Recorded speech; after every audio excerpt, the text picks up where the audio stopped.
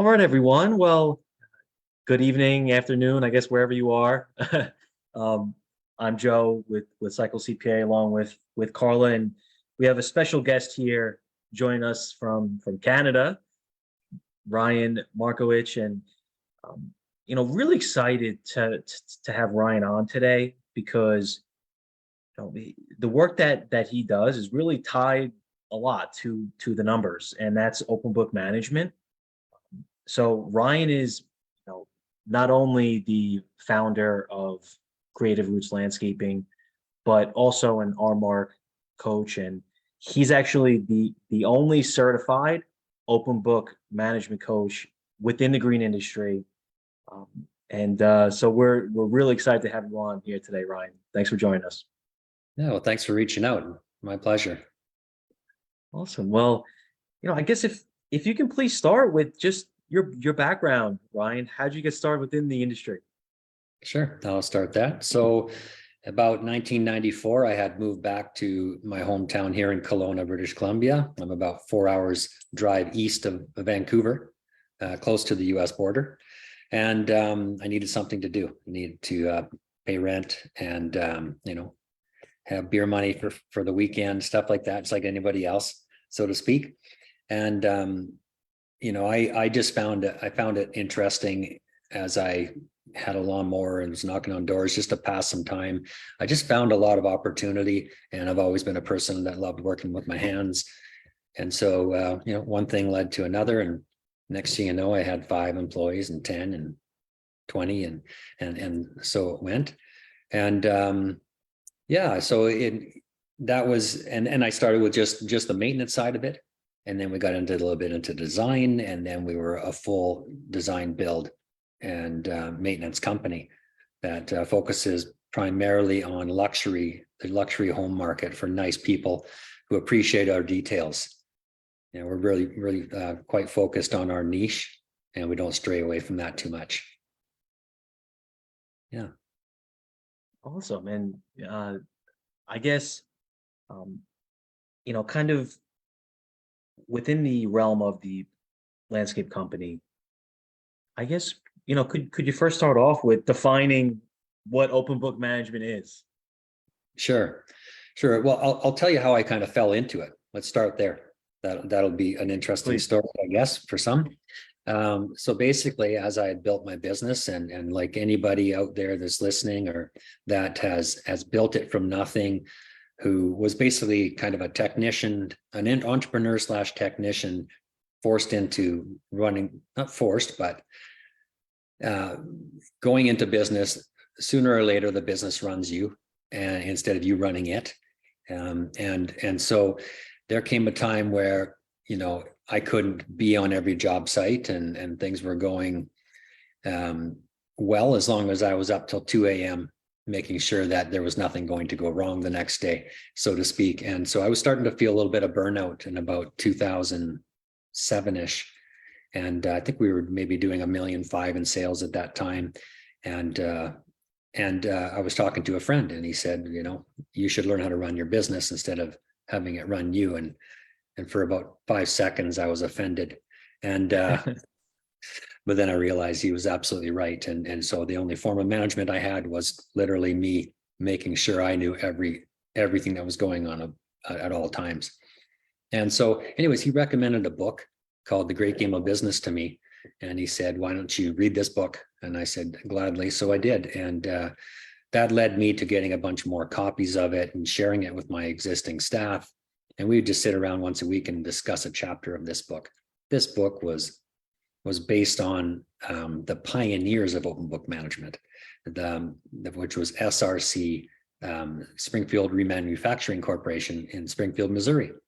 And it's just a story about how a group of middle managers ended up having to buy a company in the US, and under great duress with an 89-to-1 debt equity at 22% interest. And them realizing that if everybody on that shop floor, if everybody in sales, if everybody in shipping, if everybody in total didn't understand what the other one was doing, and they weren't talking the same language, that they would be out of business as well. And so they came up with this, let's start sharing the financials. in a way that was educational, but also got people involved in the creation of the financials. And so I flew down to Springfield, Missouri. I said, I got to see this firsthand. And they did like a 3-day workshop down there. So I flew down there, and I was blown away by, just the honesty and the openness and the transparency of everybody there, and their willingness just to share what they were up to. And so the Great Game of Business just ended up being a business name for the system that they were using, that people started taking interest in. And next thing you know, it's Jack Stack was the owner who was CEO of SRC. He's the writer of the book. Next, he's sitting down with the US president talking OpenBook Management, started to get more publicity, and then people started visiting. And so that's how the Great Game of Business came about. Arguably, the Great Game is, they are the founders, the pioneers, and like Jack Stack's like the godfather of OpenBook Management. So that's how I kind of fell into it. That was 17 years ago. We hired a coach from them back then. They didn't have a lot with respect to systems and content. They just had a guy that would sit down and kind of explain how they've done it. And so I did 17 years. We did a few years of coaching off and on. And I joked at the time with the guys down there, I said, I'm going to become your first Canadian coach. And years later, I did. So that's how I fell into it. Very cool. And, Yeah. I would say the 1.5 million in revenue, is definitely a tough position to be in as a business owner.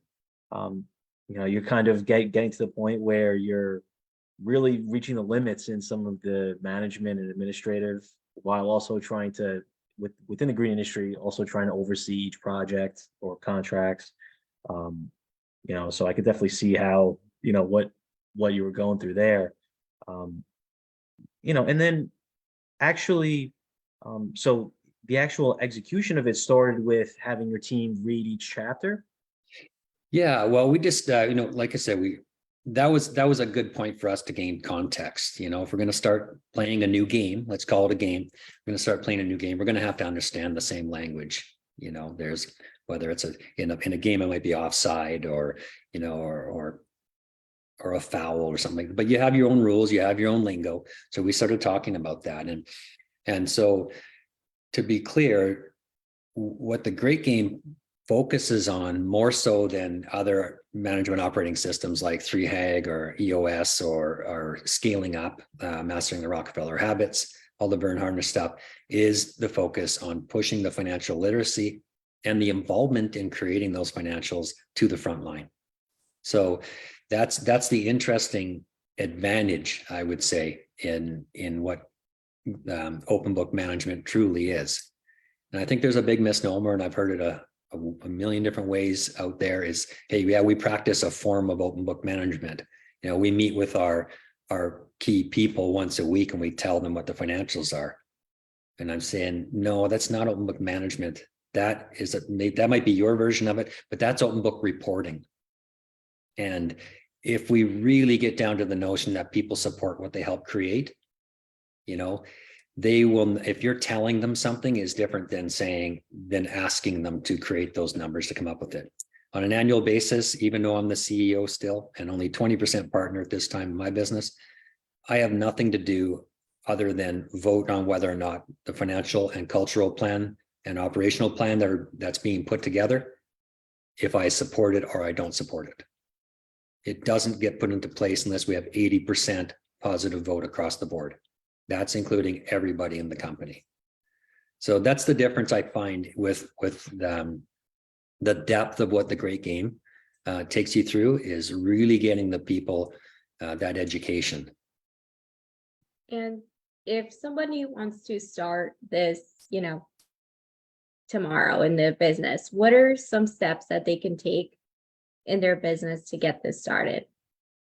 Read the book. It's not as simple as just showing people the numbers, because first and foremost, most people aren't like you. They don't love numbers, I'm sure. And most people don't want to be accountants or bookkeepers. They were just hired here to put a landscape in. So we really kind of wrap people's minds around the notion that the company is the ultimate product. And as long as that company is getting looked after in a way that helps it sustain itself, it will provide for us. So reading the book gives you that same language. And that's why I think reading it together. There's also a lot of there's YouTube videos. There's like The Great Game was the original book. This was Get in the Game. Can you see that there? Is that blurry? It's a little blurry, yeah. Hold on a second here. I'll unblur my background. So Get in the Game was kind of the how-to. There was a few books. That Great Game of Business was hey, this is what we did. It was just a story. You could try to figure it out. That's what we were doing at the time. And then there was A Stake in the Outcome, which was another book that was, hey, this is what happened as a result of this a few years later. And then came Get in the Game, which is a how-to. So if you're truly ambitious and you have some extra time on your hands, you could go through this. There's also a Get in the Game community site that you could go through. But the biggest thing is trying to wrap your head around whether or not you're the type of leader and that can support the notion that if people have the right knowledge, they want to do the right thing. Mm-hmm. If you're an owner that says, don't they understand? Or, I really wish they'd think like an owner, act and think like an owner, but how can you act and think like someone that you don't have the same information as?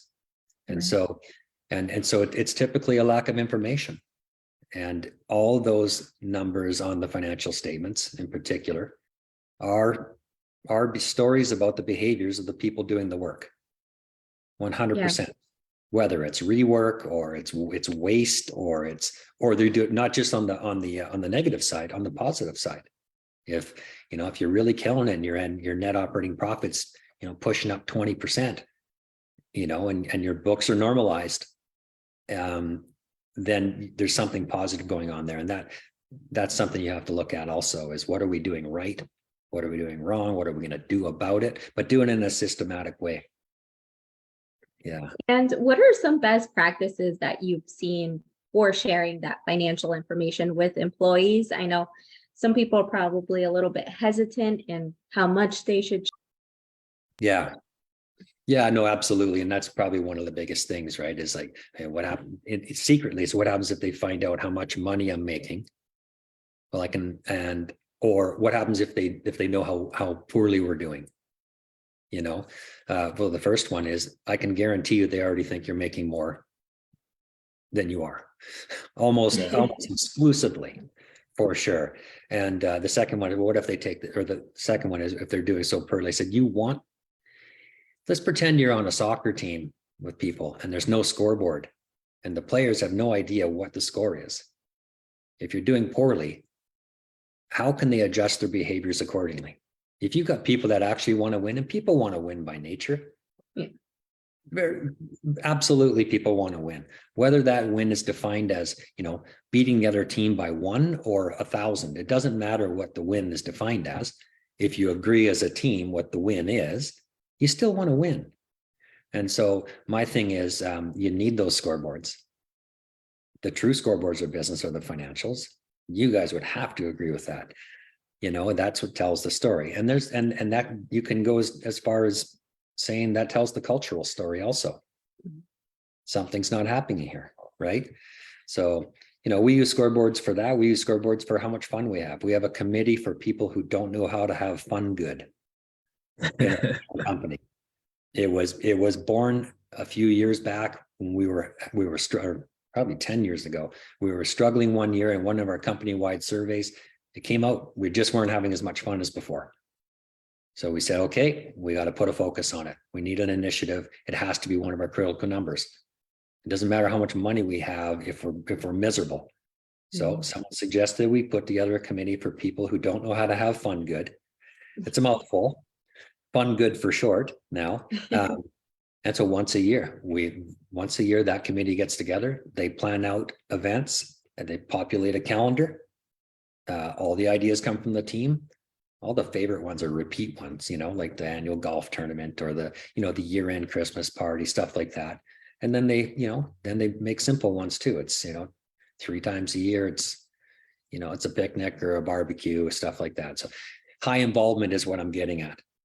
So we not only do that high involvement in the financials and creating the budget, which everybody should be doing on their own anyways. It's not a mystery how to create a budget. You probably do it to some degree for your own home finances.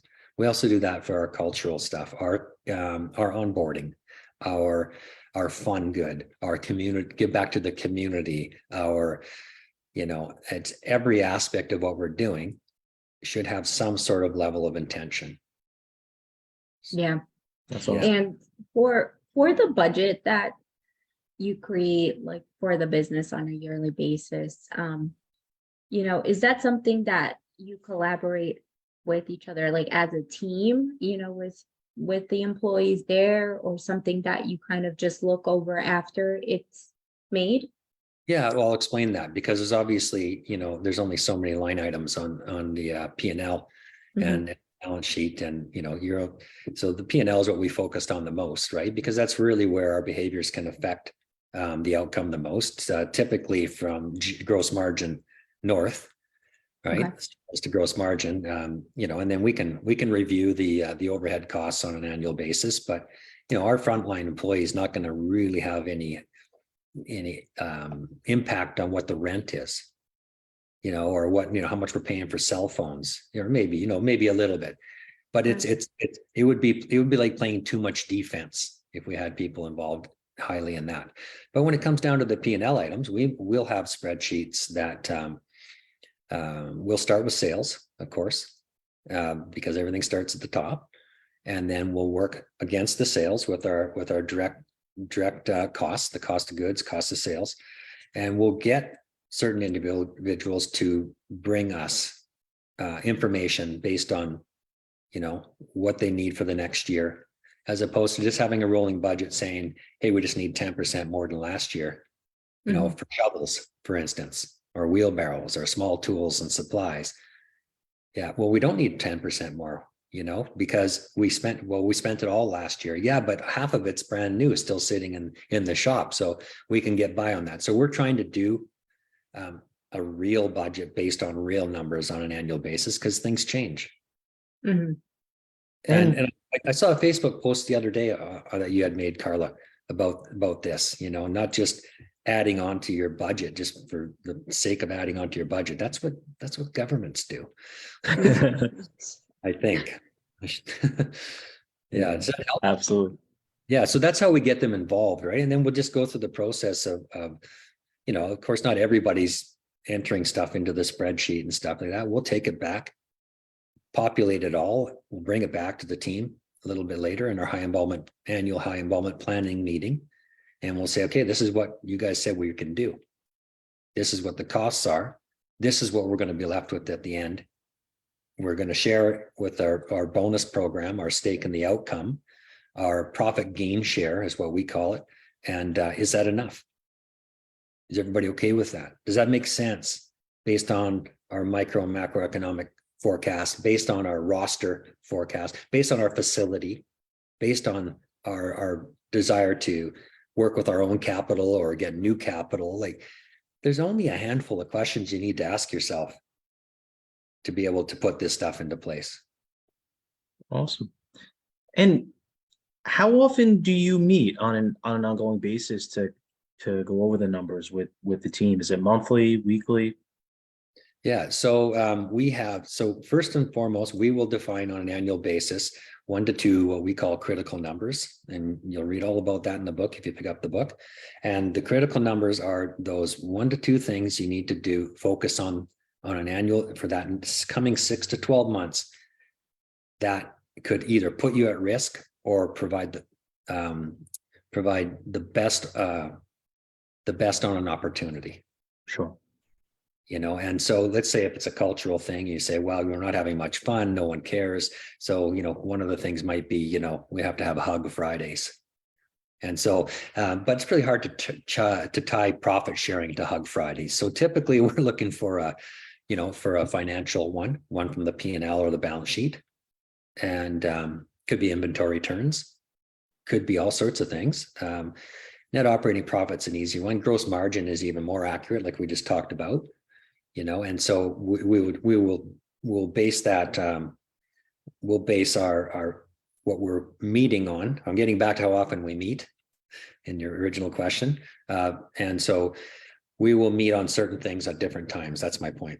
The company-wide financial huddles in our company now are once per month in person and twice per month as an e-huddle, where all that information is put out. We do have physical scoreboards, big ones, like 4 by 8 foot scoreboards in our shop where we'll meet.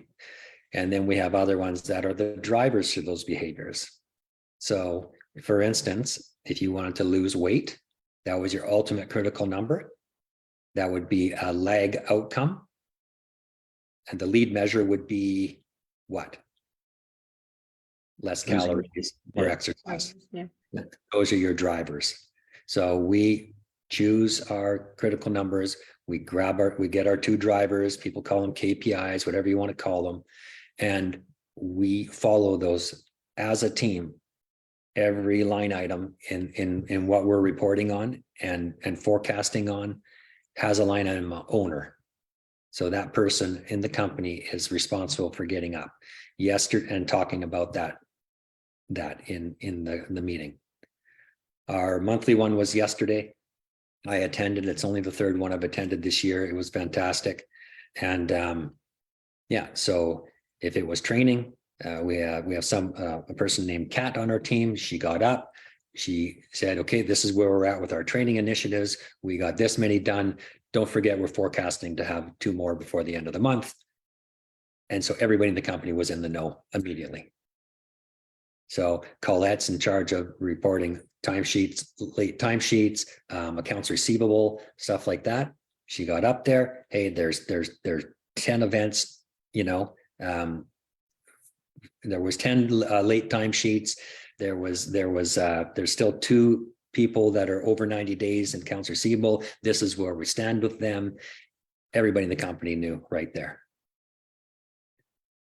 Matt got up, did the construction forecast and reporting. Jacob got up and did the maintenance forecast and reporting. Someone got up and did the fun good forecast and reporting. And so we had probably 7 or 8 people up there yesterday in a 1-hour meeting, and everybody was brought to date on what the score is. Everybody stood in front of the Jumbotron, so to speak, and got to see where we stand in relation to it. That way, if they feel like we need to adjust our behaviors as a team, or maybe it was like, hey, we're forecasting level 7 on the profit share out of 10. And someone will say, well, how far are we from level 8? It's like, yeah, that's what I want to hear, right? I mean, we want to win. Say, well, we'll be $1,000 in net operating profit away from that. Anybody want to come in Saturday? So you see how that works, right? It's when people have the information, if they're the right people, if they're not a Hell's Angel biker on a bus of nuns, they'll want to do what's right for the team. Absolutely. And I love how each line item is associated with an individual at the company, to kind of, is it not only presenting on it, but also really being responsible for it as well? Yeah, that person has to come up there, and we have some no-nos. You can't come up and say, hey, my forecast is the same as last week, or just go with the budget forecast. No, you have to have a reason, because things change. Yeah. I mean, you're in New York, right? I wanted to get to New York, in a month from now, I'd have to make a plan. I have a critical number, get to New York. I have to make a plan. What do I get on Google, or get in my car, get a map out, try to drive there. Well, what happens when you get off course? Like you do in business pretty much every hour of every day. You have to recorrect. So you have to understand where you're at. That's your reporting. That's what happened. And you need to reforecast. So if it was going to take me 27 hours to drive to New York, but I went 3 hours in the wrong direction, right? So I'm 3 hours one way, 3 hours back to where I was. Now I'm 6 hours. Now I'm at 33 hours to drive to New York. Okay, so what are we going to do about that? Well, I'm going to hop on a plane for the balance of it because I can't be 6 hours late, or I'm going to speed the whole way. So it's the exact same thing in business. You're trying to work out those problems, but you're trying to figure out what the problems are before they hit you in the face. Very Yeah. nice. And yeah, and you know, so do the management does the management team and maybe the employees working in the field, do they have access to the same information, or does management see more? What does that look like? No, I mean, I think that the only thing that the management that would have that the frontline wouldn't have would be things like in HR with regards to, our, doing a monthly or a quarterly, people like an analyzer where we're going through things, but no, it's all pretty transparent. The only thing we don't share are individual salaries or wages. Okay. But the overall net operating profit of the company is 100% transparent to the person who joined our team yesterday and only knows how to push a lawnmower. Yeah, and talking about that, like when you get new team members on, they might not be familiar with what a financial statement is or a budget or just have that. Is there training that you give those employees? Yeah, I would say most of it is informal, the training. And so, you don't want to just force that on people because they really don't. We use it in our onboarding. We have onboarding checklists for everybody. So we will use, financial literacy tidbits and just stories about how we operate in our hiring, in our recruiting, and on our onboarding. So they'll have a general knowledge that this is not a normal company. And, Right. what they're trying to do is, share things with me. Other than that, they'll get it some informally. We can also, and it's usually done as a group, but we could take them through something like that, which is a very, this is a service. It's a training book for service companies. There's also one called the Yo-Yo Company for like a manufacturing that I would use in a manufacturing situation. Mhm. So that would be more formal. We also have a Great Game of Business community website where there's a lot of instructional videos that they can watch during any point in their time with us. Okay. No, that's awesome. That's awesome. And just, are there like any potential downsides for, implementing this? Honestly, I've heard that. I mean, I've tried to think about that because because you're going to be faced as a business coach. I mean, I don't need anything out of coaching other than I really think it's the right thing to do. I don't believe that the new people entering the market, the workforce these days they're still not taught this stuff. Right. Our government isn't doing it.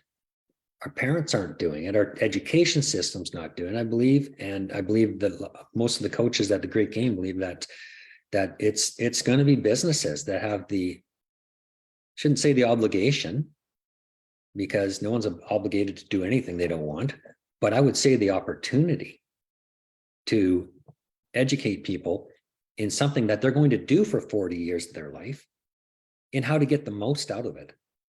And so as a downside, I would say there's only downside is if you don't commit to it and you think by just opening up the books and showing your people what you're making or not making or using it as leverage, there's a downside to that and it will backfire on you because people are very quick to spot something that doesn't feel right to them. Yeah. Yeah, it makes sense. That's logical. It's in us. We get tried as we're all sold so much stuff on a daily basis that you really got to really believe in that this is the right thing to do.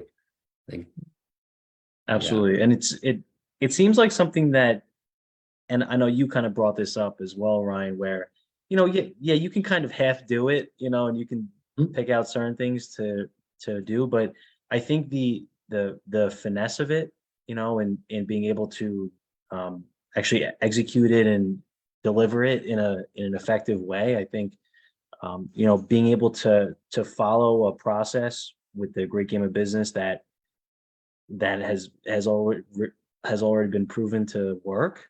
Yeah. You know, I think because it could be a delicate situation, especially as a business owner, especially a new business owner, that you yourself are maybe not too familiar with the numbers, right? Oh So man, you want to make sure that you're doing the right things, right?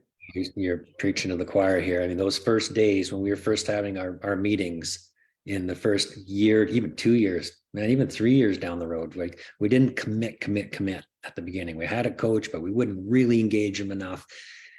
I remember standing at that scoreboard and putting up numbers and them and getting challenged on them, a simple challenge from somebody, and just looking like I just feeling like a deer in the headlights. Honestly, I didn't know. It wasn't my background. I'm not trained in the numbers. I'm not trained in those things. I'm still not, you know, near where I should be. I'll grant myself that, but I think you know, the humility, the being humble about it all, and is part of the real liberating part for a business owner to say, look, guys, like I don't have all the answers. This is what here's the story. This is the story here. What is this telling us? Yeah. And with enough, and it doesn't have to be a crazy amount of education, people will tie those behaviors, what they're doing on a daily basis, to what that book is telling them. So yeah, I don't see any downsides, and it's one of those things that, you know, I don't know if you have to go 100% all in. I think there are ways to just get to gamify, let's call it that, certain aspects of your business, even if it's just a 60 to 90-day improvement challenge that everyone agrees on, to fix like a financial or operational, a marketplace, or even a people issue. And it has rewards, it has milestones, that has a defined benefit to the company, has a defined benefit to the people. I think my team played one last year. I mean, after all these years, 29 years in business, the construction trailers look like a bomb went off on them every day. And so you know, as opposed to me going in there and, you know, cleaning them up like I would have done and stuff, they played a mini game, we call it. It was a 90-day improvement challenge to create a system by which that would never happen again. It was called the organized orangutans, because most of them are young guys. and then if I could walk into that trailer, I bet right after this call, and I would see everything in its place. The checklist is on the side. Once a week, someone's accountable for it. And so there's other ways to gamify your business as a portion of this, which I ultimately believe would lead you to doing it all, because I don't know, you know, the old saying, the system sets you free. It's so true. It's so true. Yeah. No, this is some awesome stuff here, Ryan. And, you know, I guess before we leave, I guess any advice, you know, for the community? I don't know your community well. I should follow it more you're talking about your Facebook community. Yes. Yeah. Yeah. But I mean, I would say if they're following you already, there's already some sort of understanding that how important the financials are. Now, what I would say is do some digging. Reach out to me if you feel you want to talk. If anybody out there who's listening want to talk, no problem. Reach out to me anytime. I'll give you my phone number and my email after. But realistically, I would say that doing business this way is all about tying being human and doing human things on a daily basis, which we all do. We shovel, we wheelbarrow, we type, we do all this stuff, to making money. That's it. When you can tie those two together and there's no barrier in between, it all just becomes one. I really feel that's the liberating part. You know, if you have to stop what you're doing to go home to escape, to be happy, I'd say you're doing it wrong. You're doing it wrong, or you're missing something in there. Does that make sense? Absolutely. Philosophy for you, I don't know. But yeah, to read the book. visit the Great Game website, reach out to me. Anybody, you can call me 250-826-6250 is my number. And And what's your email, Ryan? yeah, it's Ryan at rmark, that's rmark.ca. And yeah, if you need to have a chat or you're interested in finding out a bit more, the website, ggob.com, is got a whole bunch of information in there. You can YouTube the Great Game of Business and find a lot of stuff in there. But I'd be happy to point in that direction if you feel you want to reach out. Awesome. No, we really appreciate you joining us here, Ryan. I mean, some great pointers and advice for anyone looking to start open book management. And Carl and I are definitely definitely supporters of it. So thanks a lot for joining us here, Ryan. Thank you. You're welcome. Have a good night. See you. Bye.